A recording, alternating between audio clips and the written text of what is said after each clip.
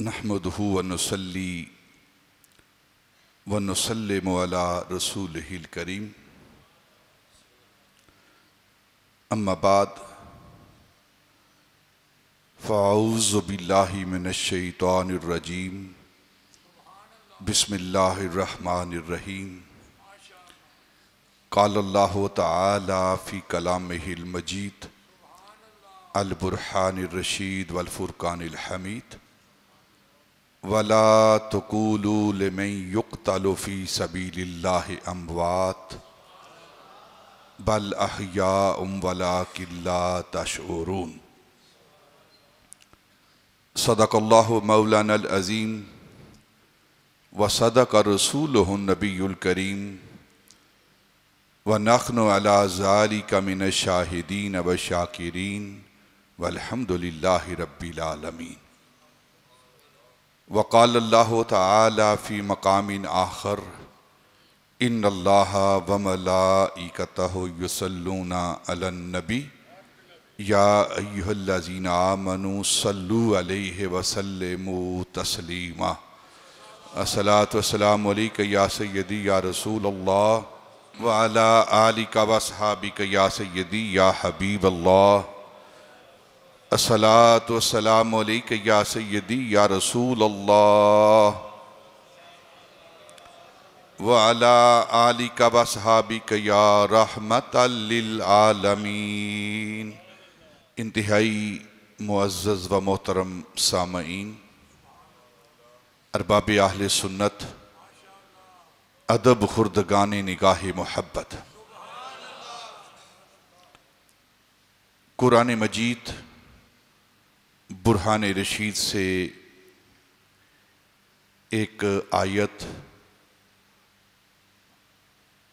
وافی ہدایت کافی شفاعت آپ کے سامنے تلاوت کی گئی ہے۔ ماہ شوال جو کہ اسلامی سال کا 10واں مہینہ ہے اور اس کا شمار حرمت والے مہینوں میں ہوتا ہے۔ اس ماہ شوال کی 15 تاریخ کو حق اور باطل، کفر اور اسلام کے درمیان دوسرا بڑا معرکہ جسے غزوہ احد کہتے ہیں وہ رونما ہوا۔ انشاءاللہ صحابہ رضوان اللہ تعالی علیہ مجمعین کی جو قربانیاں نبی پاک صلی اللہ علیہ وسلم کے حکم پر آپ کا جان و مال نچھاور کرنا، اس غزوہ احد کا ذکر کرنے سے پہلے جو ابتدائی گفتگو ہے اس کو ہم سماعت کریں گے، اور جو مرتبہ شہادت ہے اس پر انشاءاللہ تھوڑی سی ہم بات کریں گے۔ یہ کتنا بڑا مرتبہ ہے شہادت کا مرتبہ، یہ کیسی موت ہے جس کی تمنا ہر مومن کرتا ہے، ہر نیک بندہ کرتا ہے، ہر ولی کرتا ہے، ہر نبی کرتا ہے، ہر صحابی کرتا ہے۔ یہ وہ موت ہے جس کی تمنا، جو شہادت کی موت ہے، ہر ایک اس کی تمنا کرتا ہے۔ اور یہ کیسی موت ہے جس کو قرآن نے زندگی کہا ہے، قرآن نے زندگی کہا ہے۔ اللہ رب العزت نے قرآن پاک کے اندر ارشاد فرمایا وَلَا تَقُولُوا لِمَن يُقْتَلُ فِي سَبِيلِ اللَّهِ أَمْوَاتٌ بَلْ أَحْيَاءٌ وَلَكِنْ لَا تَشْعُرُونَ۔ اللہ رب العزت قرآن پاک کے اندر ارشاد فرماتے ہیں کہ جو اللہ کی راہ میں قتل کر دیے جاتے ہیں، مار دیے جاتے ہیں، جن کا خون بہا دیا جاتا ہے، انہیں مردہ نہیں کہنا، امواتن، انہیں مردہ نہیں کہنا، بل احیاء، بلکہ وہ زندہ ہیں، بلکہ وہ زندہ ہیں۔ کون کہہ رہا ہے؟ بولو نا۔ زندگی اور موت کا خالق اور مالک اللہ کہہ رہا ہے کہ تمہاری آنکھیں تو دیکھ رہی ہیں کہ اس کا خون بہہ چکا ہے، اس کی گردن اس کے تن سے جدا ہو چکی ہے، اس کی سانسیں رک گئی ہیں۔ تمہارے نزدیک سانس چلنے کا نام زندگی ہے، خون کے دوڑنے کا نام زندگی ہے، لیکن اللہ فرماتا ہے میرے نزدیک صرف سانسیں چلنے کا نام زندگی نہیں، بلکہ میرے محبوب کے قدموں پر سب کچھ قربان کرنے کا نام زندگی ہے۔ بل احیاء، بلکہ وہ زندہ ہیں، وَلَكِنْ لَا تَشْعُرُونَ، لیکن ان کی زندگی کا تمہیں شعور نہیں ہے، تمہیں اندازہ نہیں ہے، تمہارے دماغ اتنے کام نہیں کرتے کہ تم ان کی زندگی کو اپنے شعور کے اندر، اپنے فہم کے اندر، اپنی عقل کے اندر لے آؤ، بلکہ میں خدا جو زندگی اور موت کا خالق ہوں وہ کہہ رہا ہوں کہ جو میری راہ میں قتل کر دیے جاتے ہیں وہ زندہ ہیں، انہیں مردہ نہیں کہنا ہوں۔ یا اللہ مردہ نہیں کہتے زبان سے، لیکن قتل ہوئے ہیں، خون بہہ چکا ہے، سانسیں رک چکی ہیں، نبض چل نہیں رہی، دل دھڑک نہیں رہا، مردہ پڑا ہوا ہے۔ تو پھر چلو تو نے کہا ہے کہ مردہ نہیں کہنا، مردہ نہیں کہتے، لیکن مردہ سمجھ تو لینے نہیں، انہیں مردہ گمان تو کر لیں، مردہ ہیں، پڑے ہوئے ہیں، حرکت نہیں ہے، تو پھر ہم انہیں مردہ سمجھ لیں؟ اللہ فرماتا ہے نا، وَلَا تَحْسَبَنَّ الَّذِينَ قُتِلُوا فِي سَبِيلِ اللَّهِ أَمْوَاتٌ، صرف انہیں مردہ کہنا ہی نہیں بلکہ انہیں مردہ سمجھنا بھی نہیں۔ وَلَا تَحْسَبَنَّ الَّذِينَ قُتِلُوا فِي سَبِيلِ اللَّهِ أَمْوَاتٌ بَلْ أَحْيَاءٌ عِندَ رَبِّهِمْ يُرْزَقُونَ۔ تمہارے نزدیک کھانے پینے کا نام زندگی ہے نا؟ عام لوگوں کے ذہن کے مطابق جو کھاتا پیتا ہے وہ زندہ ہے۔ جیسے کچھ لوگ اعتراض کرتے ہیں نا کہ نبی بھی کھاتا ہے، ہم بھی کھاتے ہیں، لہذا ہم جیسا ہے ہم اس جیسے ہیں۔ تو عام لوگوں کے نزدیک کھانے پینے کا نام زندگی ہے۔ اللہ فرماتا ہے اگر تمہارا یہی گمان ہے، تمہارا یہی طریقہ ہے سوچنے کا، تو پھر یہ جو اللہ کی راہ میں شہید ہوئے ہیں یہ زندہ ہیں اور یہ بھی رزق کھاتے ہیں۔ فرق کیا ہے کہ تم دنیا کی روٹیاں کھاتے ہو، یہ اللہ کی بارگاہ سے رزق کھاتے ہیں، اللہ کی بارگاہ سے یہ رزق کھاتے ہیں۔ کیا شہید کسے کہتے ہیں اور شہید کا مرتبہ کیا ہے، یہ مقام کیسا ہے، اس پر انشاءاللہ انتہائی ابتدائی گفتگو ہم کریں گے۔ اور پھر یہ تمنا کیسی ہے، شہادت کی تمنا کیسی ہے۔ عام اصطلاح میں جو فقہی شرعی اصطلاح ہے، اللہ رب العزت کی توحید کی خاطر، نبی پاک صلی اللہ علیہ وسلم کی نبوت اور رسالت کی خاطر، نبی پاک صلی اللہ علیہ وسلم کی عزت، تعظیم، توقیر، آپ کی شان، مرتبہ اور مقام کی خاطر، اسلام کی بقا اور اسلام کی سربلندی کی خاطر، مسلمانوں کے مال، جان، عزت، آبرو کی حفاظت کی خاطر، مسلمانوں کے مال، جان، عزت، آبرو کی خاطر جو شخص اپنی جان قربان کر دیتا ہے اللہ کی بارگاہ میں وہ شہید ہے، وہ شہید ہے۔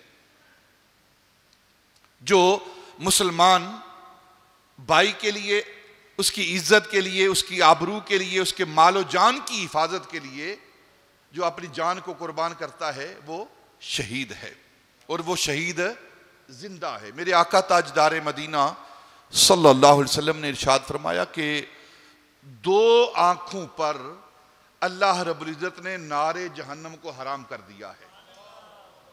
دو آنکھیں، ایک وہ آنکھ جو اللہ رب العزت کے خوف میں روتی ہے، اللہ کے خوف میں روتی ہے یا اللہ کی محبت میں روتی ہے، جس آنکھ سے آنسو بہتے ہیں۔ اصل میں آنکھ ہے ہی وہ، باقی تو ویسے ہی ہے۔ آنکھ کو کیا کہتے ہیں؟ چشم، ٹھیک ہے نا؟ کیا کہتے ہیں؟ چشم۔ اور اسی سے ایک اور لفظ ہے چشمہ، عربی کا جو لفظ ہے نا عینن، عینن کہتے ہیں آنکھ کو عربی میں، عینن آنکھ، اور عینن کو ہی چشمہ کہتے ہیں، چشمہ بھی عین ہوتا ہے۔ چشمہ کون سا چشمہ کہلاتا ہے؟ کون سا چشمہ جس کی قدر کی جاتی ہے؟ جس چشمے کے اندر پانی ہو، جس چشمے کے اندر پانی ہو وہ چشمہ قابل قدر ہے، وہ شان والا چشمہ ہے۔ لوگ اس چشمے کی طرف جاتے ہیں جہاں پانی ہو، اور وہ چشمہ جس کے اندر پانی ہو، اگر آپ دیکھیں گے تو وہ جو چشمہ ہے جس کے اندر پانی ہے وہ پانی گرم ہوتا ہے۔ سردیاں، موسم سردی کا ہے، لیکن چشمے کے اندر جو پانی ہے وہ گرم ہے، اور وہ گرم پانی کیا کرتا ہے؟ وہ گرم پانی انسان کے بدن کو راحت دیتا ہے، اس کے بدن کو دھو دیتا ہے، اور یہ جو آنکھ کا پانی ہے یہ بھی گرم ہے۔ یہ کیا دھوتا ہے؟ جو ہی انسان کے اس چشم سے، اس آنکھ سے آنسو نکلتا ہے، اس کی گزشتہ زندگی کے سارے گناہوں کو دھو دیتا ہے۔ جس چشمے کے اندر پانی نہیں وہ چشمہ بیکار، اور جس چشم کے اندر پانی نہیں وہ چشم بیکار۔ اسی لیے اہل اللہ، نیک لوگ ہر وقت اللہ کی بارگاہ میں دعا کرتے ہیں۔ کیا دعا کرتے ہیں؟ اللہم انی اسألک عینا باقیا، اے اللہ ہمیں رونے والی آنکھ عطا فرما۔ اور رونا کب آتا ہے؟ یہ موضوع نہیں لیکن بات کر دیتا ہوں۔ علماء نے، صوفیاء نے لکھا ہے کہ جب اللہ رب العزت اپنی رحمت کا ہاتھ انسان کے دل پر رکھتا ہے نا، اللہ رب العزت اپنی رحمت کا ہاتھ انسان کے دل پر رکھتا ہے، ادھر دل پر ہاتھ رکھتا ہے، ادھر آنکھوں سے پانی جاری ہو جاتا ہے۔ اور جن کے دل ہی سخت ہو جائیں پھر وہاں سے چشمے کیا پھوٹیں گے۔ اسی لیے دل کو نرم کرنا چاہیے تاکہ رونے والی آنکھ ملے۔ اور میرے آقا تاجدار مدینہ صلی اللہ علیہ وسلم نے فرمایا کہ وہ آنکھ جو اللہ رب العزت کے خوف سے روتی ہے یا اس کی محبت میں روتی ہے، اللہ رب العزت نے اس آنکھ پر نار جہنم کو حرام کر دیا ہے۔ اور دوسری آنکھ وہ آنکھ جو سرحدوں کی حفاظت کرتی ہے، سرحدوں کی، مسلمانوں کے ملکوں کی سرحدوں کی حفاظت کرتی ہے، یعنی وہ سپاہی جو سرحد پر بیٹھ کر دشمن کو دیکھتا رہتا ہے کہ کہیں وہ ہماری سرحد کے اندر داخل نہ ہو جائے، اور اپنے مسلمان ملکوں کی حفاظت کرتی ہے۔ نبی پاک صلی اللہ علیہ وسلم فرمایا اللہ رب العزت نے اس آنکھ پر بھی نار جہنم کو حرام کر دیا ہے۔ اس سے ایک نتیجہ نکالتا ہوں میں، جو آنکھ ملک کے سرحدوں کی حفاظت کرے، زمین کی سرحدوں کی حفاظت کرے، اس آنکھ پر تو نار جہنم حرام ہے، اور جو آنکھ ہر وقت پڑھ کر مسلمانوں کے نظریات کی سرحدوں کی حفاظت کرے، وہ آنکھیں کب جلیں گی؟ اگر مسلمانوں کے ملکوں کی سرحدوں کی حفاظت کرنے والی آنکھ وہ جہنم میں نہیں جا سکتی، اور وہ علماء جو ساری ساری رات پڑھتے رہتے ہیں، ساری ساری رات دیکھتے رہتے ہیں، اور مسلمانوں کے عقائد کی حفاظت کرتے ہیں، ان کے نظریات کی حفاظت کرتے ہیں، ان کے ایمانوں کی حفاظت کرتے ہیں، ایسی چشمیں بھی، ایسی آنکھیں بھی، ان پر بھی اللہ رب العزت نار جہنم کو حرام کر دیا ہے۔ اور اگر آپ احادیث کا مطالعہ کریں، پڑھیں نا، تو نبی پاک صلی اللہ علیہ وسلم نے فرمایا ہے کہ عالم کے لکھنے کی سیاہی، جو عالم سیاہی کے ساتھ لکھتا ہے، اور شہید کے خون کو ایک ہی ترازو پر تولا جائے گا. شہید کا خون اور عالم کے دوات کی سیاہی ایک ہی ترازو پر تولی جائے گی. اتنی قیمتی یہ دوات ہے، اتنی قیمتی یہ سیاہی ہے. اللہ ہمیں اپنے علماء کی عزت و تکریم کرنے کی توفیق عطا فرمائے اور ان کی مجلس میں بیٹھنے کی توفیق عطا فرمائے. اور جو علماء ربانیین ان کی بات کر رہا ہوں، جو علماء ربانیین ہیں. اور علماء ربانیین کون ہیں؟ کون سے علماء علماء ربانیین ہیں؟ بس جس جماعت کے اندر، جن علماء کے اندر اولیاء اللہ ہیں. پہچان دے دیتا ہوں میں، وہی جماعت ربانیین جماعت ہے. وہی علماء ربانیین علماء ہیں جن کے اندر اولیاء ہیں.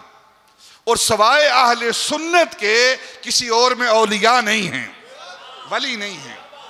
داتا علی اجویری ہمارے ہیں، خواجہ اجمیری ہمارے ہیں، غوث پاک ہمارے ہیں، بہاؤالدین زکریا ملتانی ہمارے ہیں، مجدد الفسانی ہمارے ہیں، علی پور والے ہمارے ہیں، پاک پتن والے ہمارے ہیں، دلی والے خواجہ نظام الدین ہمارے ہیں، امیر خسرو ہمارے ہیں، گولڑا شریف والے ہمارے ہیں، پاک پتن والے ہمارے ہیں، کیلے والے شریف والے ہمارے ہیں، آلو مہار شریف والے ہمارے ہیں. تو دو آنکھیں، ایک نظریاتی حفاظت کرنے والی اور ایک سرحدوں کی حفاظت کرنے والی، اور تیسری آنکھ جو اللہ کے خوف سے، اللہ کی محبت میں آنسو بہاتی ہے، ان پر نار جہنم کو حرام کر دیا گیا ہے. تو شہید کے بارے میں جو نظریہ پیش کیا گیا ہے، جو تعریف پیش کی گئی ہے، وہ جو نبی پاک کی رسالت و نبوت اور آپ کی عظمت و شان و شوکت، اسلام کی عظمت و شان و شوکت اور مسلمانوں کے ملکوں کی سرحدوں کی حفاظت کرتے ہیں اور جان دے دیتے ہیں، انہیں شہید کہا جاتا ہے. اور وہ شہید زندہ ہیں، وہ شہید زندہ ہیں. شہید کا جو لہو ہے وہ خون کی زکوٰۃ ہے. شہید کا جو لہو ہے وہ خون کی زکوٰۃ ہے. شہید کی جو موت ہے وہ قوم کی حیات ہے، وہ قوم کی حیات ہے. فرشتہ موت کا گو چھوتا ہے بدن تیرا. علامہ اقبال موت کا، شہادت کا فلسفہ بیان کر رہا ہے. لوگوں کے ذہنوں کے اندر یہ بات سما گئی ہے، پتہ نہیں کہاں سے یہ نظریہ لیا گیا ہے، بس بندہ مر گیا ہے تو کام ختم. نہیں، ختم نہیں ہوا، کام تو شروع ہوا ہے. مرنے کے بعد کام شروع ہوتا ہے، ختم نہیں ہوتا. جو دنیا کے اندر کیا ہے نا، اس کے حساب و کتاب کو شروع کیا گیا ہے. ورنہ تو اگر یہ نظریہ رکھ لینا کہ مرنے کے بعد کام ختم ہو گیا ہے، فنش ہرش ہے، کوئی مسئلہ نہیں، پھر تو نیکی بدی کا تصور ہی ختم. پھر جمعہ پڑھنے کا کیا مطلب ہے؟ بازاروں کے اندر گھومے جا کے، جب پوچھا ہی نہیں جانا کہ جمعہ پڑھا کہ نہیں پڑھا، نماز پڑھی ہے کہ نہیں پڑھی، نیکی کی ہے کہ نہیں کی، برائی سے رکی ہو کہ نہیں رکے. جب یہ سوال و جواب ہی نہیں، یہ پوچھ گچھ نہیں ہے، یہ اگر کچھ بھی نہیں ہے تو پھر تصور ہی کوئی نہیں نیکی اور بدی کا، سزا اور جزا کا تصور ہی کوئی نہیں ہے. تو مرنے کے ساتھ کام ختم نہیں ہوتا. یہ اسلام کا نظریہ ہے ہی نہیں کہ انسان مر گیا ہے کام ختم ہو گیا ہے. نہ قرآن کا نظریہ ہے، نہ حدیث کا نظریہ ہے، نہ عقل کا نظریہ ہے، نہ شعور کا نظریہ ہے. مرنے کے بعد تو شروع ہوتا ہے سارا کام. اور شہید جو ہے وہ زندہ ہے. اور یہ موت کیا ہے؟ اقبال کہہ رہا ہے، فرشتہ موت کا، ملک الموت اسرائیل، فرشتہ موت کا گو چھوتا ہے بدن تیرا، مگر تیری حیات کے مرکز سے دور رہتا ہے. وہ تجھے مارنے کے لیے نہیں، تیری حیات کے مرکز سے دور رہتا ہے. وہ تجھے مارنے کے لیے نہیں بلکہ دائمی زندگی دینے کے لیے آتا ہے.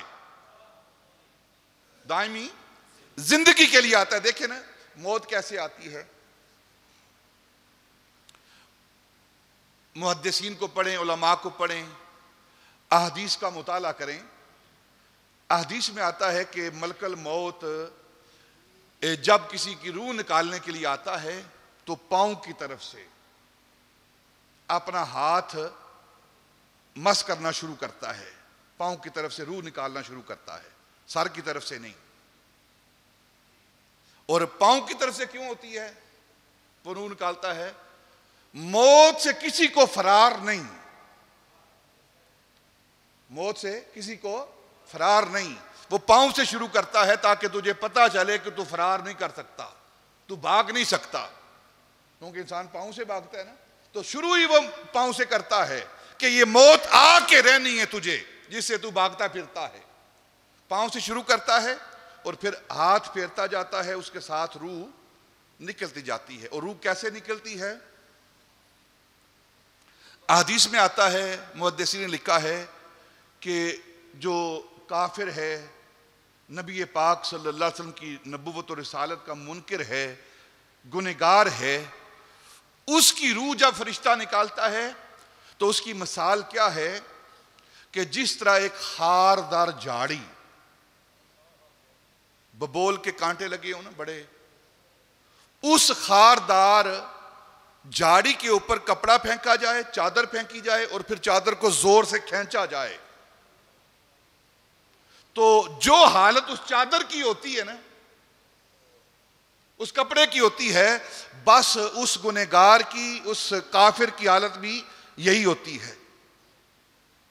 اتنا سخت ہے. اور پھر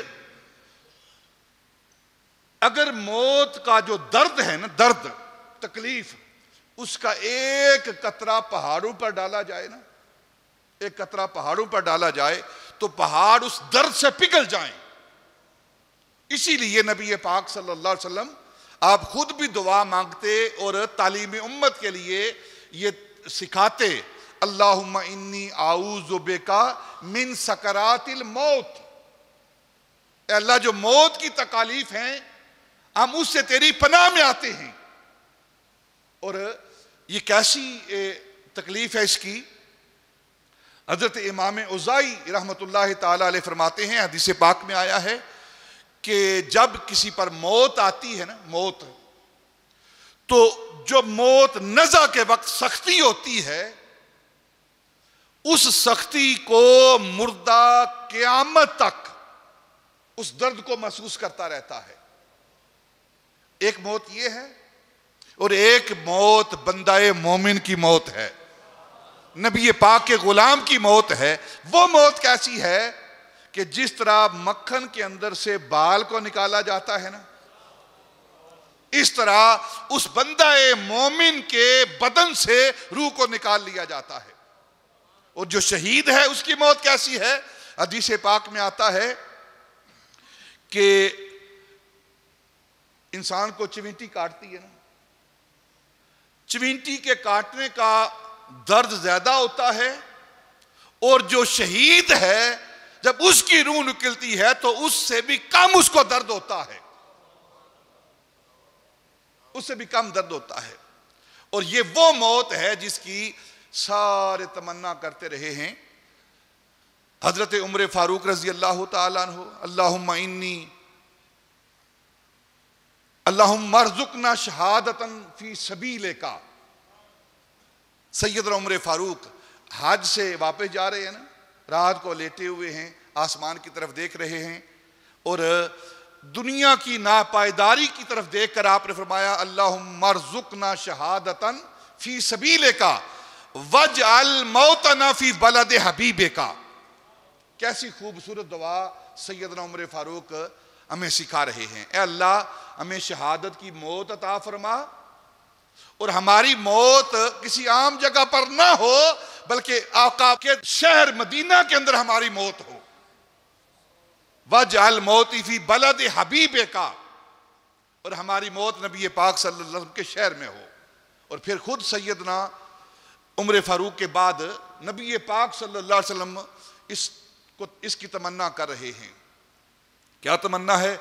اللہم انی وددت ان اقتل فی سبیلک ثم احیا ثم اقتل ثم احیا ثم اقتل ثم احیا.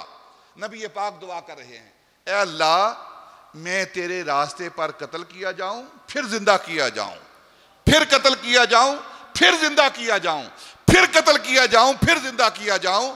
اور یہی وہ شہادت کی موت ہے جس کی تمنا ہر بندہ مومن کرتا ہے. یہ جو شہادت ہے یہ مرتبہ اور مقام، شہادت کا مرتبہ اور مقام. انسان اپنی جان دے دیتا ہے. اب فلسفہ سمجھنے والی بات ہے جو کہ عمل ایک ہی ہے، کافر پر بھی وہی عمل ہوتا ہے، اور میدان جہاد کے اندر جب ہم جنگ کے میدان میں جاتے ہیں تو عمل دونوں طرف ایک ہے. کافر بھی تلواریں چلا رہا ہے، بندہ مومن بھی تلواریں چلا رہا ہے. کافر کی تلوار لگتی ہے مومن پر، اس کا گلا کاٹتی ہے، اس کے جسم کو کاٹتی ہے، اس کا خون بہاتی ہے، اور وہ مومن بندہ وہ زمین پر گر جاتا ہے، روح نکل جاتی ہے. اور اسی طرح مومن کی تلوار چلتی ہے کافر پر، اس کا بھی گلا کٹتا ہے، اس کا بھی خون بہتا ہے، اس کی بھی روح نکل جاتی ہے، وہ بھی زمین پر تڑپ کر اپنی جان دے دیتا ہے. لیکن دونوں طرف عمل ایک ہے، نتیجہ جدا ہے. نتیجہ جدا ہے، عمل ایک ہے.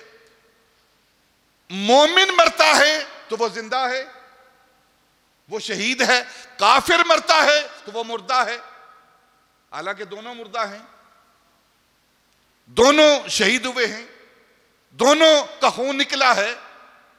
کافر وہ بھی مرا ہے اور بندہ مومن وہ بھی مرا ہے، لیکن ایک شہید ہوا ہے اور دوسرا مر گیا ہے. تو اس کو موت ملی ہے، اس کو شہادت ملی ہے، اس کو تباہی ملی ہے، اس کو زندگی ملی ہے. تو سبب کیا ہے؟ عمل ایک ہی ہے دونوں کا، عمل ایک ہی ہے لیکن نتیجہ جدا ہے. یہ نتیجہ جدا کیوں ہوا ہے؟ جو نبی پاک صلی اللہ علیہ وسلم کے قدموں کے ساتھ لگ کر اپنی جان دے دیتے ہیں وہ زندہ ہو جاتے ہیں. جو حق کے نام پر مر جاتے ہیں وہ زندہ ہو جاتے ہیں، اور جو حق کے بغیر، نبی پاک کے بغیر مرتے ہیں وہ مردہ رہتے ہیں، وہ مردہ ہو جاتے ہیں. عمل ایک ہی ہے. دیکھیں نا، نکاح ہے اور زنا ہے، عمل ایک ہی ہے، لیکن ایک حرام ہے اور ایک حلال ہے. ایک حرام اور ایک حلال ہے.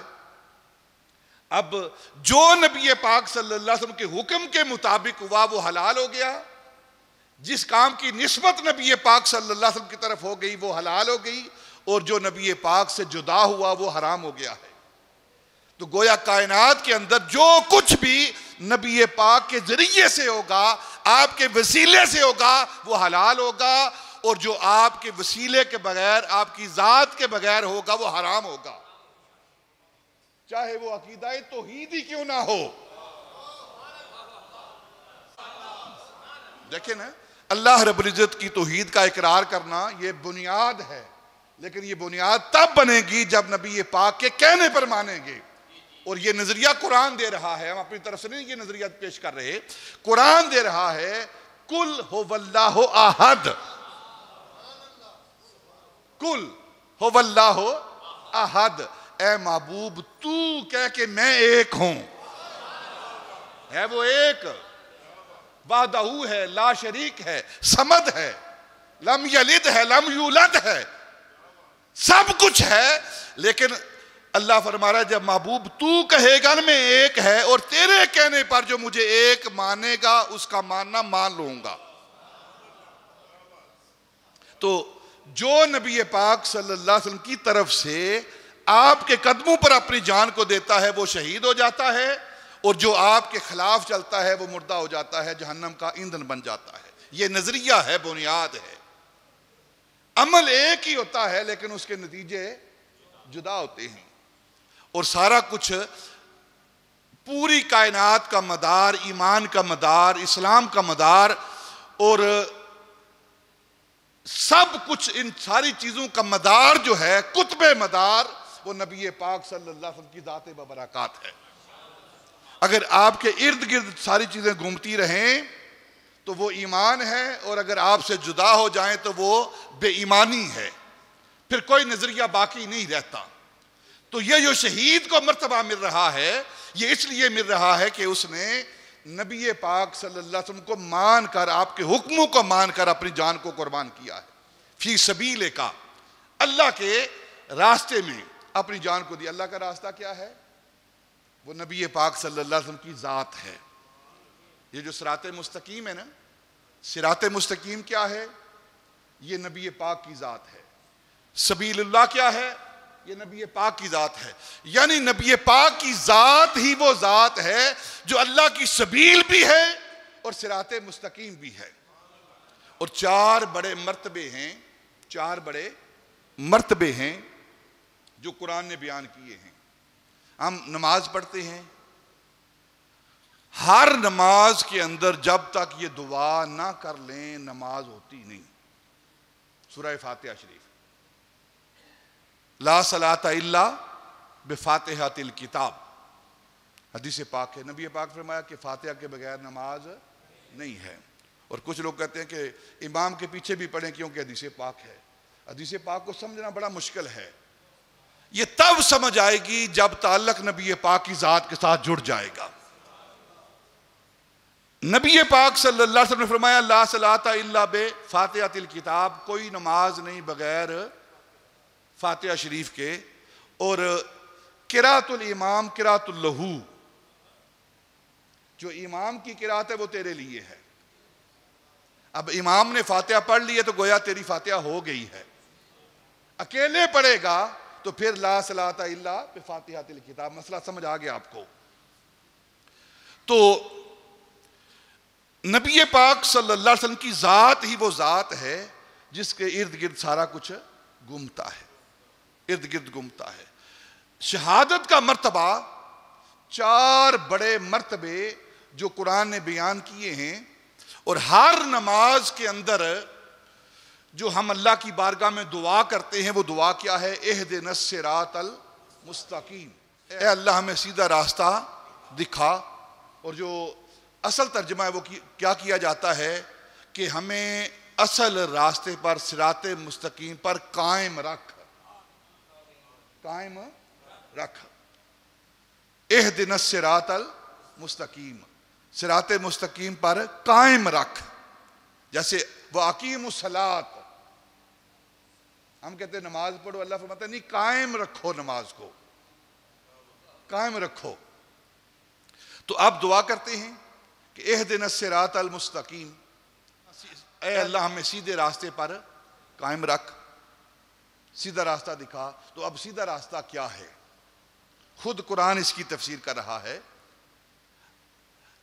وہ راستہ جن لوگوں پر میں نے انعام کیا ہے وہ سیدھا راستہ ہے۔ صراط الذین انعمت علیہم، ان لوگوں کا راستہ جس پر تو نے انعام کیا ہے۔ اب کن لوگوں پر انعام کیا ہے؟ قرآن پھر تفسیر کر رہا ہے۔ تفسیر القرآن بالقرآن، قرآن کی تفسیر قرآن کے ساتھ، یہ پہلا درجہ ہے تفسیر کا۔ اور وہ کون لوگ ہیں جن پر انعام ہوا ہے؟ تو خود اللہ رب العزت قرآن پاک کے اندر ارشاد فرما رہے ہیں انعم اللہ علیہم من النبیین والصدیقین والشہداء والصالحین وحسن اولئک رفیقا۔ جن لوگوں پر اللہ رب العزت نے انعام کیا ہے وہ چار لوگ ہیں۔ پہلا گروہ، پہلی جماعت وہ انبیاء کی، انعم اللہ علیہم من النبیین۔ دوسرا مرتبہ، دوسرا گروہ، دوسری جماعت وہ صدیقین کی، اور تیسرا مرتبہ وہ شہداء کا، اور چوتھی جماعت وہ صالحین کی۔ اور پھر آگے چاروں مرتبے، چاروں جماعتوں کا ذکر کر کے اللہ رب العزت آگے فرما رہا ہے وَحَسُنَ أُولَئِكَ رَفِیقًا، اور سب سے بہترین دوست یہ چار جماعتیں ہیں، یہ چار لوگ ہیں۔ اگر تم نے دوستی رکھنی ہے نا تو یا نیک لوگوں سے دوستی رکھو، یا شہداء سے دوستی رکھو، یا صدیقین سے دوستی رکھو، یا پھر نبیوں سے دوستی رکھو، ٹھیک ہے؟ اور جن کی دوستی صدیقین سے نہیں ہے، شہیدوں سے نہیں ہے، اولیاء اللہ سے نہیں ہے، تو پھر ان کی دوستی کسی کام کی نہیں ہے۔ یہ 4 مرتبے ہیں جو اللہ رب العزت نے قرآن کے اندر بیان کیے ہیں، اس میں ایک مرتبہ شہداء کا مرتبہ ہے، اور تیسرے نمبر پر سب سے بڑا مرتبہ نبیوں کا، اس کے بعد صدیقین کا، اس کے بعد شہداء کا، اور اس کے بعد صالحین کا۔ اور پھر یہاں ایک بات عرض کرتا ہوں کہ اللہ رب العزت نے فرمایا وَلَا تَقُولُوا لِمَنْ يُقْتَلُ فِي سَبِيلِ اللَّهِ أَمْوَاتٌ، جو اللہ کی راہ میں قتل کر دیے جاتے ہیں انہیں مردہ نہیں کہنا، بل احیاء، بلکہ وہ زندہ ہیں، وہ زندہ ہیں، وَلَكِنْ لَا تَشْعُرُونَ، مگر تمہیں ان کی زندگی کا شعور نہیں ہے۔ اور پھر دوسری جگہ وَلَا تَحْسَبَنَّ الَّذِينَ قُتِلُوا فِي سَبِيلِ اللَّهِ أَمْوَاتٌ بل احیاء عند ربہم یرزقون، وہ اللہ کی بارگاہ سے رزق دیے جاتے ہیں۔ اب شہید زندہ کیسے ہے اور اس کو تکلیف کیوں نہیں ہوتی شہادت کے وقت؟ جیسے میں نے بیان کیا، حدیث پاک میں آتا ہے کہ چیونٹی کے کاٹنے کا درد زیادہ ہوتا ہے، اور جو انسان میدان جنگ میں اس کے جسم پر تلوار چل رہی ہوتی ہے، اس کا خون بہہ رہا ہوتا ہے، اس کے جسم کے اعضاء اس کے بدن سے الگ ہو رہے ہوتے ہیں، اس وقت اس کو ذرہ برابر بھی تکلیف نہیں ہوتی۔ کیوں نہیں ہوتی؟ ہمیں چھوٹی سی سوئی لگ جائے تکلیف ہوتی ہے، چھوٹا سا کٹ لگ جائے تکلیف پہنچتی ہے، روتے ہیں، ایون کہ اگر کہیں سرنج لگانی پڑ جائے تو آپ چیخیں دیکھتے ہیں کیسی چلتی ہیں، لیکن ادھر گردن اتر رہی ہے، بازو اتر رہے ہیں، خون بہہ رہا ہے اور کوئی تکلیف نہیں۔ کیا وجہ ہے اس کی؟ علماء نے لکھا ہے کہ جو یہ شہادت ہے نا، شہادت کا معنی ہے مشاہدہ کرنا، مشاہدہ کرنا، اور اس وقت شہید اللہ رب العزت کے حسن کا دیدار کر رہا ہوتا ہے، مشاہدہ کر رہا ہوتا ہے، وہ اللہ کے حسن کا مشاہدہ کرتے ہوئے اپنی جان دیتا ہے، اور اسے اپنا آپ بھول جاتا ہے، اس مشاہدے میں اتنا مگن ہوتا ہے کہ اسے ذرہ برابر بھی تکلیف نہیں ہوتی۔ اس کی 2 مثالیں آپ کے سامنے پیش کرتا ہوں اور بات ختم کرتے ہیں۔ حضرت یوسف علیہ السلام کا آپ نے نام سنا ہے، اللہ کے پیارے پیغمبر ہیں، پیارے نبی ہیں، اور ایک وجہ شہرت ہے ان کی، وہ ان کا حسن ہے۔ کیا ہے؟ ان کا حسن، حسن یوسف، ٹھیک ہے، یہ معروف ہے۔ اور حضرت امام ربانی رضی اللہ تعالیٰ عنہ فرماتے ہیں کہ ایک حسن یوسف ہے اور ایک حسن محمد ہے۔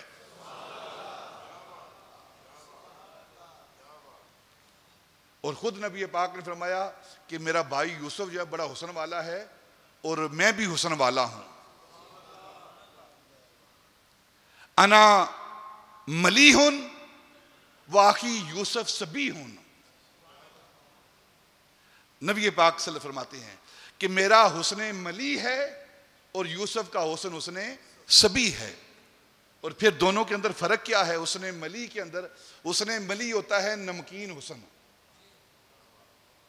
ملی ملح کہتے ہیں نمک کو، اور سبیح کہتے ہیں چمکارا مارنے والا، چمک والا۔ اور آسان لفظوں میں ان دونوں حسنوں کے اندر فرق کیا ہے؟ حسن ملیح اور حسن سبیح کے اندر، حسن سبیح وہ حسن ہوتا ہے کہ جس کے حسن پر نظر ٹھہرے نہ، اور وہ حضرت یوسف علیہ السلام کا حسن ہے، جب کوئی آپ کو دیکھتا تو آنکھیں چدیا جاتی، آپ کے چہرے پر نظر ٹھہرتی نہیں تھی، نظر واپس لوٹ جاتی تھی۔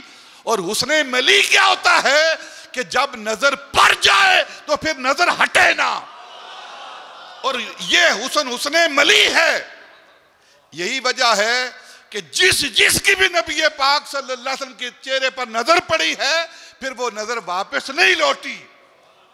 اب شاہ سے بلال آیا وہیں کا ہو کے رہ گیا، فارس سے سلمان آیا وہی کا ہو کے رہ گیا، حتیٰ کہ سدرۃ المنتہا پر جبریل رہنے والا جب اس کی نظر چہرہ مصطفیٰ پر پڑی تو 24,000 مرتبہ نبی پاک کی بارگاہ میں حاضر ہوتا رہا۔ یوسف کا حسن صبی تھا اور حضور کا حسن ملی تھا۔ اور پھر کیسا حسن ہے؟ حضرت عائشہ صدیقہ رضی اللہ تعالی عنہا نے نبی پاک سے سوال کیا، یا رسول اللہ، یوسف علیہ السلام کے حسن کو دیکھ کر مصر کی عورتوں نے انگلیاں کاٹی ہیں، آپ کے ساتھ یہ واقعہ نہیں ہوا؟ فرمایا اللہ رب العزت نے میرے حسن پر پردے ڈالے ہوئے ہیں، غیرت کی وجہ سے پردے ڈالے ہوئے ہیں۔ اگر میرا حسن آشکار ہو جائے نا، وہاں تو صرف انگلیاں کٹی تھی نا، یہاں گردنیں کٹیں، گردنیں کٹیں۔ اور پھر میاں محمد بخش عارف کھڑی رومی کشمیر، 3 مہینے خلقت رجی ویک یوسف کنعانی، جنا محمد عربی ڈٹھا اور رجے دویں جہانی۔ اس نے ملی اور اس نے سبی۔ انسان جب حسن کو دیکھتا ہے تو اپنے آپ کو بھول جاتا ہے، پھر اسے کوئی چیز یاد نہیں رہتی۔ اس کی مثال قرآن دے رہا ہے۔ حضرت یوسف علیہ السلام کے حسن پر زلیخا عاشق ہوئی، اور جب عاشق ہوئی اپنا آپ بھول گئی تو زلیخا کی سہیلیوں نے کہا، زلیخا تو کتنی کم عقل ہے، ایک غلام پر عاشق ہو گئی ہے، ایک غلام پر عاشق ہو گئی ہے۔ پر انہیں کیا پتا کہ امام امام ہوتا ہے، غلام غلام ہوتا ہے، بندہ خاص بندہ عام نہیں، بندہ خاص بندہ عام نہیں، یوسف 1000 بار بکے غلام نہیں۔ زلیخا تجھے کیا ہوا ہے؟ تو عاشق ہو گئی ہے، بھول گئی ہے سب کچھ، اپنی منزل اپنا مقام تو بھول گئی ہے سب کچھ، اور ایک غلام پر عاشق ہو گئی ہے۔ تو اس نے کہا کہ میں اب تمہیں کیا جواب دوں، یہ باتوں والی معاملہ نہیں ہے، یہ کال والا معاملہ نہیں ہے، بس تم دیکھو گی تو پھر خود ہی جواب آ جائے گا۔ ایک دن زلیخا نے حضرت یوسف علیہ السلام کی بارگاہ میں عرض کی، سہیلیاں تانا دیتی ہیں کہ میں پاگل ہو گئی ہوں، دیوانی ہو گئی ہوں، تو میں آپ سے درخواست پیش کرتی ہوں کہ ایک بار تھوڑا سا پردہ ہٹا کے اپنا جلوہ انہیں بھی دکھا دیجئے۔ آپ سے میں چلو کوئی بات نہیں، تو انہیں درخواست پیش کی، جلوہ دکھا دیتے ہیں۔ زلیخا نے انتظام کیا، آگے سیب رکھے، پھل رکھے، چھریاں رکھی، اور چھریاں رکھا کے ساری سہیلیوں کو بٹھا دیا۔ قرآن کہہ رہا ہے، کہانی نہیں ہے یہ، قرآن کہہ رہا ہے۔ اور کہا کہ جب یوسف سامنے سے گزرے گا نا، اپنے رخ سے نقاب ہٹائے گا، تو اس وقت آپ نے سیب کاٹنے ہیں۔ اب انہوں نے ہاتھ میں چھریاں لی ہوئی ہیں، سیب ہاتھ میں پکڑے ہوئے ہیں اور دیکھ رہی ہیں۔ ادھر سے یوسف علیہ السلام سامنے سے گزرے، اپنا رخ سے نقاب ہٹایا، اس رخ کا، اس حسن کا جلوہ جب ان پر پڑا نا، تو قرآن کہتا ہے قطعنا ایدیہن، سیب کاٹنے کی بجائے انہوں نے اپنی انگلیاں کاٹی، اور انگلیاں کاٹ رہی ہیں لیکن تکلیف نہیں ہو رہی۔ جب ان مصر کی عورتوں نے یوسف کے حسن کو دیکھا ہے، حسن کو دیکھ کر اتنا نشہ چڑھا ہے کہ اپنی انگلیاں کاٹ دی ہیں، کوئی تکلیف نہیں ہوئی۔ اور جب حسن ازلی کو کوئی دیکھتا ہے، حسن لم یزل کو دیکھتا ہے، اس خالق کو دیکھتا ہے جس نے یوسف کو حسن دیا ہے، تو پھر اس کو تکلیف کیسے ہوگی؟ یہی وجہ ہے کہ اس وقت وہ مشاہدے میں ہوتا ہے، جو عاشق ہوتا ہے، جو شہید ہوتا ہے، وہ مشاہدے میں ہوتا ہے، وہ ذات کا نظارہ کر رہا ہوتا ہے، اور جب ذات کا نظارہ کر رہا ہوتا ہے، اس مشاہدے کی حالت میں ہوتا ہے، تو اپنے آپ کو بھول جاتا ہے، کوئی اسے تکلیف نہیں ہوتی۔ اس کی دنیا کی ایک مثال دے دیتا ہوں۔ نشہ ہے، نشہ جب آپریشن کیا جاتا ہے نا، تو آپریشن سے پہلے انجیکشن دیا جاتا ہے بے ہوش کرنے کا، جب بے ہوش کر دیا جاتا ہے انجیکشن دے کر تو پھر کیا ہوتا ہے؟ اس کے بعد جسم کاٹ دیا جاتا ہے، کاٹ دیا جاتا ہے، سارا جسم کاٹا جاتا ہے، اندر سے ساری صفائی کی جاتی ہے، جو چیز نکالنی ہوتی ہے نکال لی جاتی ہے، وہ پڑا ہوا ہے نشے کی حالت میں، کوئی ہوش نہیں، کوئی تکلیف ہو رہی ہے اسے؟ یہ دنیا کا بنایا ہوا نشہ اتنا کام کرتا ہے، مخلوق کا بنایا ہوا نشہ اتنا کام کرتا ہے کہ جب کسی کو وہ نشہ دے دیا جائے نا انجیکشن کی صورت میں، تو اس کا سارا جسم کاٹ دیا جائے، سارے اعضاء کاٹ دیے جائیں تو اسے کچھ محسوس نہیں ہوتا، اور جس کو حسن ازلی کا نشہ چڑھ جائے پھر اسے کیا تکلیف ہوگی؟ سارا جسم اس کا کاٹ دیا جائے۔ یہ جو مجذوب دیکھتے ہیں نا آپ،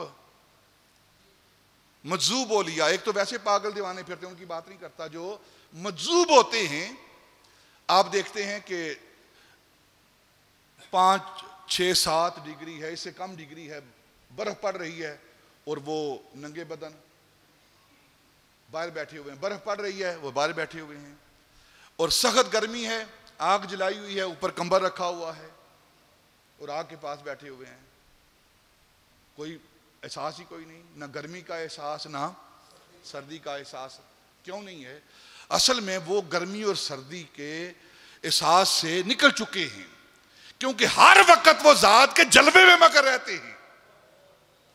اسی لیے جو شہید ہوتا ہے، جب وہ شہید ہو رہا ہوتا ہے، اس پر تلوار چل رہی ہوتی ہے، تو اس وقت وہ ذات کا مشاہدہ کر رہا ہوتا ہے، اور جب ذات کا مشاہدہ ہو رہا ہوتا ہے، اس حسن ازلی کا مشاہدہ کرتے ہوئے اپنے بدن کو بھول جاتا ہے۔ حضرت، یہ کامل لوگوں کا درجہ، حضرت ابو علی قلندر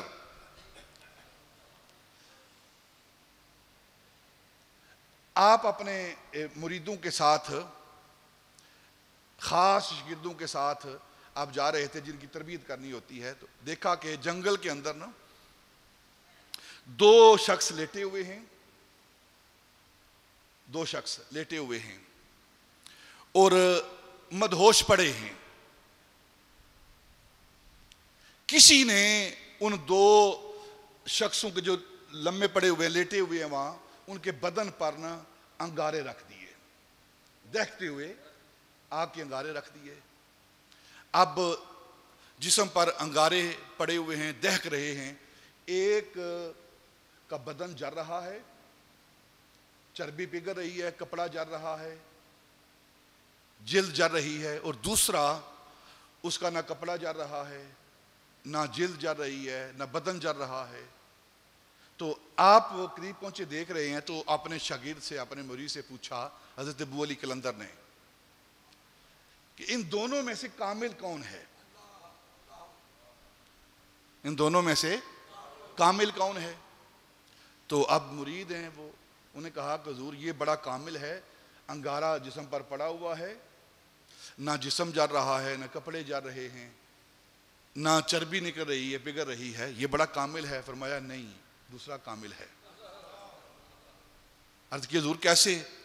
فرمایا اس کے جسم پر انگارہ پڑا ہوا ہے، جل نہیں رہا، اس نے ساری توجہ جو ہے نا، ساری توجہ انگارے پر دے رکھی ہے۔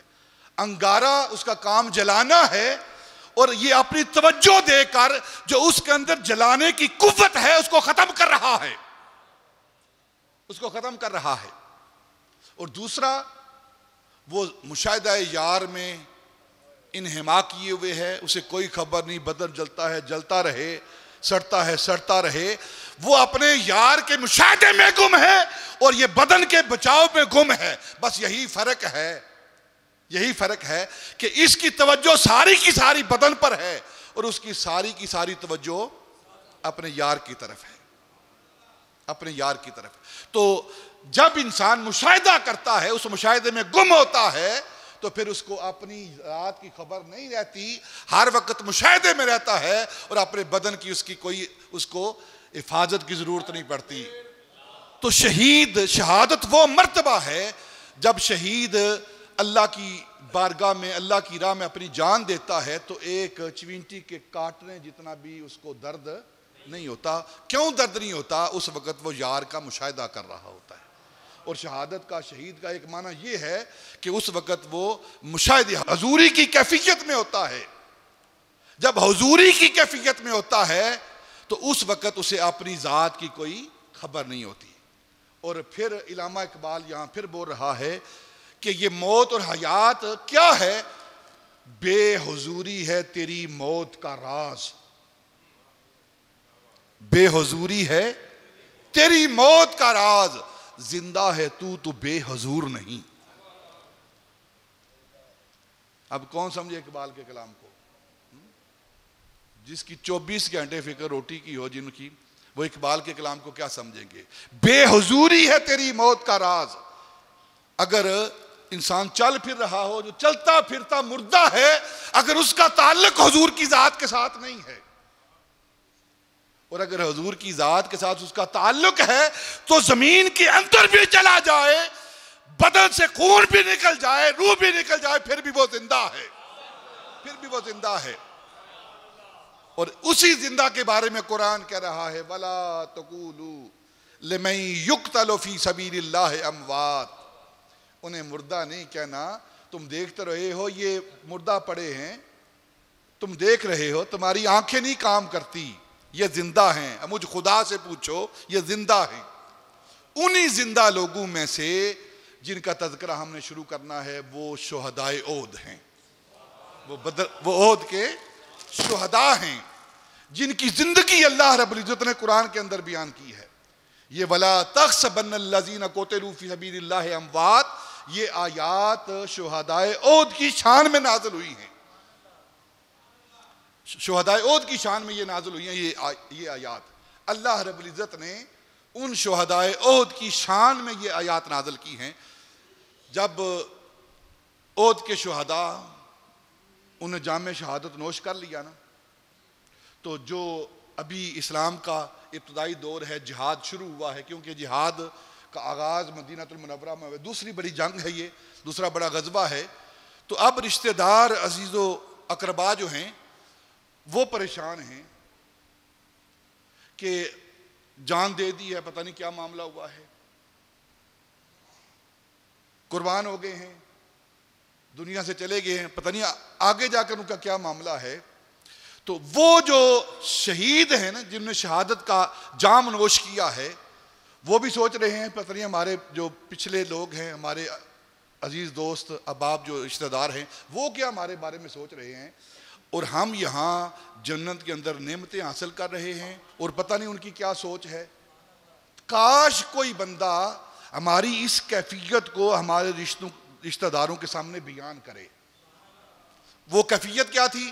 احادیث اور تفاسیر کے اندر آتا ہے کہ ان شہدائے احد کی ارواح کو اللہ رب العزت نے سبز رنگ کی قندیلوں کے اندر ان کی ارواح کو رکھ دیا، اور ساری جنت کے اندر وہ روحیں پرندوں کی طرح اڑتی ہیں، جنت کی نعمتیں حاصل کرتی ہیں، پھل کھاتی ہیں، نہروں کے اندر وہ جاتی ہیں. وہ ارواح کی صورت میں وہ ساری جنت کے مزے لوٹ رہی ہیں، اور جو جنت کی نعمتیں حاصل کر رہی ہیں وہ روحیں شہداء کی، اس کیفیت کو وہ محسوس کرتے ہوئے کہ ہمارے جو عزیز و اقربا ہیں، دوست احباب ہیں، رشتہ دار ہیں دنیا کے اندر، ہمارے بارے میں کیا سوچ رہے ہیں. کاش کوئی بندہ ہماری اس کیفیت کو انہیں بیان کرے. اللہ نے فرمایا کہ تم میری جنت میں آ گئے ہو، تمہارا یہ کام میں کرتا ہوں، تمہارا کام میں خود کرتا ہوں. اور خود کس طرح کرتا ہوں؟ محبوب وَلَا تَحْسَبَنَّ الَّذِينَ قُتِلُوا فِي سَبِيلِ اللَّهِ أَمْوَاتٌ بَلْ أَحْيَاءٌ عِندَ رَبِّهِمْ يُرْزَقُونَ. محبوب ان کے رشتہ داروں کو کہہ دو کہ ان کے بارے میں گمان بھی نہیں کرنا، یہ مردہ ہو چکے ہیں، یہ اللہ کی بارگاہ میں آ گئے ہیں، جنت کی نعمتیں مل گئی ہیں، اور اللہ کی بارگاہ سے انہیں رزق دیا جاتا ہے. یہ وہ آیت ہے جو شہدائے احد کی شان میں نازل ہوئی ہے. احادیث میں آتا ہے یہ ان کی زندگی کیسی ہے، شہدائے احد کی زندگی کیسی ہے. جو ایک بار انہیں سلام کرتا ہے نا، السلام علیکم یا شہداء، یا نقباؤ یا سعداؤ یا اہل صدق والوفا سلام علیکم بما صبرتم فنعم عقبی الدار السلام علیکم یا شہداء احد کافۃ عامۃ الی یوم القیامہ۔ حدیث پاک میں آتا ہے جو ایک بار شہدائے احد کو سلام کرتا ہے قیامت تک اس کے سلام کا جواب دیتے رہتے ہیں۔ ایسی زندگی ہے ان کے پاس۔ ان شہداء، وہ شہداء جو شہدائے احد ہیں، ایک بار جو انہیں سلام پیش کر دیتا ہے تو اس کا جواب دیتے رہتے ہیں قیامت تک۔ ان کا جواب ہے تم پر بھی سلامتی ہو، تم پر بھی سلامتی ہو، تم پر بھی سلامتی ہو۔ یہ وہ شہدائے احد ہیں جنہوں نے اپنا تن من دن سب کچھ اپنے آقا مولا پر قربان کیا ہے، اور پھر قلت اور کثرت کو نہیں دیکھا۔ بدر میں 313 اور ادھر 1000، اور احد میں 700 اور ادھر 3000۔ کثرت اور قلت نہیں، نہ، بس ایک جذبہ ہے، ایک ذات سامنے ہے، جو اس ذات کے منہ سے نکلتا ہے۔ صحابہ وہ صحابہ ہیں، نبی پاک کی زبان سے جو لفظ نکلتا ہے اس کو پورا کرنے کے لیے وہ تن من کی بازی لگا دیتے ہیں۔ اسلام کے شجر کی جو اب یاری ہوئی ہے وہ صحابہ کے خون سے ہوئی ہے۔ انشاءاللہ آئندہ جمعۃ المبارک میں ہم شہدائے احد کے بارے میں، صحابہ کی قربانیوں کے حوالے سے گفتگو کریں گے۔ اللہ تعالیٰ ہمیں ایک گفتگو کرنے کی توفیق عطا فرمائے۔